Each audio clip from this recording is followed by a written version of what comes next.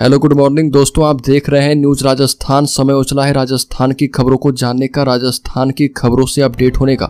तो चलिए जानते हैं आज राजस्थान की 25 मुख्य बड़ी खबरों को। तो सबसे पहली खबर की बात करें तो मुख्यमंत्री भजन लाल शर्मा के घर में कांग्रेस की संजना जाटव 51,000 वोटों से जीती। राजस्थान के मुख्यमंत्री भजन लाल शर्मा का शहर बीजेपी का गढ़ रहा है, लेकिन लगता है कि कांग्रेस की संजना जाटव ने इस किले में सेंध लगा दी है। संजना जाटव 51,983 वोटों से जीत हासिल की है। भरतपुर के किले लोहागढ़ को अवैध किला माना जाता है और जाट राजा महाराजा सूरजमल की रियासत रहे भरतपुर में आज भी उनके वंशजों की पूरी राजनीतिक दखलंदाजी रही है। अगली खबर, राजस्थान में पूर्व मुख्यमंत्री अशोक गहलोत ने कहा कि प्रधानमंत्री नरेंद्र मोदी की गारंटी हवा हो गई। अशोक गहलोत ने लिखा कि 2024 का लोकसभा चुनाव पीएम मोदी ने पूरी तरह अपने ऊपर केंद्रित किया और प्रचार में मोदी की गारंटी, फिर से मोदी सरकार जैसे जुमले भाजपा शब्द से ज्यादा सुनाई और दिखाई दिए और यहां तक कि सांसद प्रत्याशी को बाईपास कर पूरा चुनाव मोदी की गारंटी के नाम पर चला। अगली खबर की बात करें तो भिलवाड़ा में भाजपा की हैट्रिक 3.5 लाख से भी ज्यादा वोटों से जीते दामोदर अग्रवाल। भिलवाड़ा संसदीय क्षेत्र में भाजपा ने जीत की हैट्रिक दर्ज की है। यहां पर 10 साल के बाद कांग्रेस की वापसी की उम्मीद धरी रह गई और पिछला चुनाव भाजपा 6,12,000 मतों के अंतर से जीती थी, लेकिन इस बार यह अंतर आधा ही रह गया। लगातार तीसरी बार इस जीत से भाजपा एवं अग्रवाल के समर्थकों में भिलवाड़ा से लेकर शाहपुरा जिले में खुशी की लहर दौड़ गई है और जीत के बाद भिलवाड़ा में अग्रवाल के आवास पर उत्सव का माहौल मनाया गया। अगली खबर, नागौर से इंडिया गठबंधन के प्रत्याशी हनुमान बेनीवाल की बम्पर जीत। राजस्थान की नागौर लोकसभा सीट पर जीत हार की स्थिति साफ है। राष्ट्रीय लोकतांत्रिक पार्टी के राष्ट्रीय संयोजक हनुमान बेनीवाल ने भाजपा प्रत्याशी ज्योति मिर्धा को 40,000 वोटों से करारी शिकस्त दी है और हनुमान बेनीवाल की पार्टी का कांग्रेस से गठबंधन था। जीत दर्ज करने के बाद उन्होंने नागौर की जनता का आभार जताया और हनुमान बेनीवाल ने कहा कि जब मैं एनडीए से अलग हुआ था तब उन्होंने कहा था कि आप हमारी वजह से जीते हो, तब मैंने कहा था कि इस बार आप आना और जीत करके दिखाना। अगली खबर की बात करें तो चूरू से कांग्रेस प्रत्याशी राहुल कसबा ने दर्ज की जीत। कहा कि जनता ने काका को सिखाया सबक। भारतीय जनता पार्टी छोड़कर कांग्रेस में शामिल हुए कांग्रेस के लोकसभा उम्मीदवार राहुल कसबा ने चुनाव में जीत दर्ज की है। इस मौके पर अपनी प्रतिक्रिया में उन्होंने अपने प्रतिद्वंदी एवं भाजपा उम्मीदवार राजेंद्र राठौर के बारे में कहा कि जनता ने काका को सबक सिखा दिया है, अब पार्टी को उनसे किनारा कर लेना चाहिए क्योंकि काका ने साजिश कर पार्टी को बहुत बड़ी क्षति पहुंचाई है। चुनाव परिणाम के बाद पत्रकारों से बात करते हुए राहुल कसबा ने कहा कि 2 बार चूरू का सांसद रहने के दौरान उन्होंने क्षेत्र में बहुत विकास कार्य करवाया। उनके प्रयास से यहाँ पर हाईवे, रेलवे एवं अन्य आधारभूत संरचनाओं का विकास हुआ है। अगली खबर की बात करें तो गजेंद्र सिंह शेखावत ने लगाई जीत की हैट्रिक। पिछली बार से कम मिले वोट। केंद्रीय जल शक्ति मंत्री गजेंद्र सिंह शेखावत ने लोकसभा चुनाव में जीत की हैट्रिक लगा दी है और जोधपुर लोकसभा सीट से शेखावत ने कांग्रेस के कारण सिंह उचियारता को 1 लाख वोटों से मात दी है। हालांकि पिछले लोकसभा चुनाव में उनके जीत का अंतर इस बार सबसे कम रहा।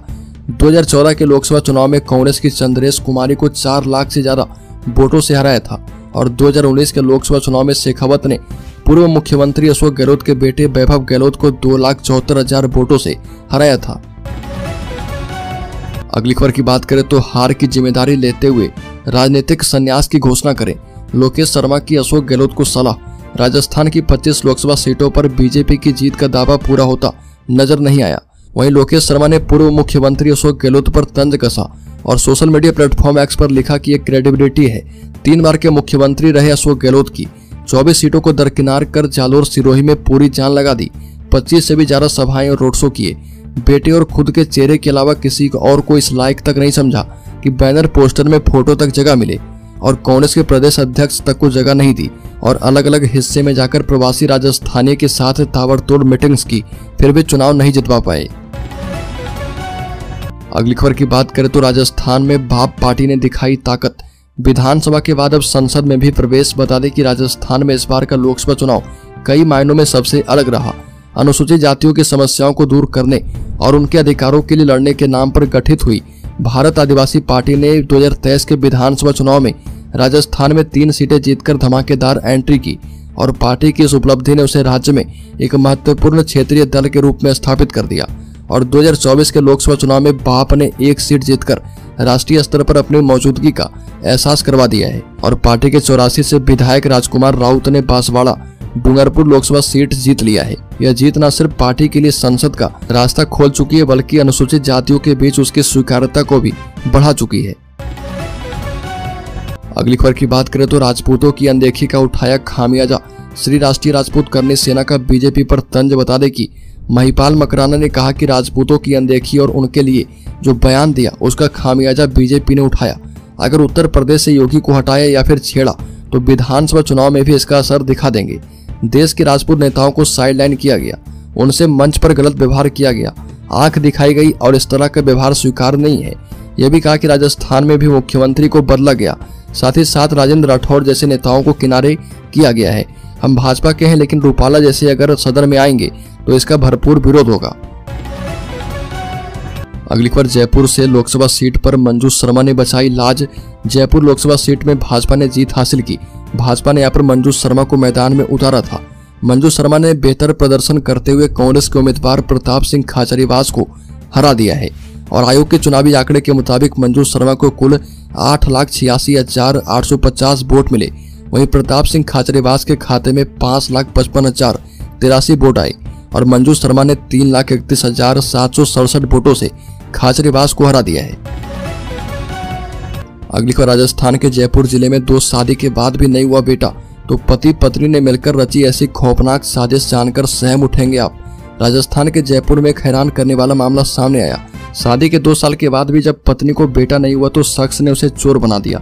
4 दिन पहले हुए अपहरण के इस मामले को जानकर हर कोई हैरान है।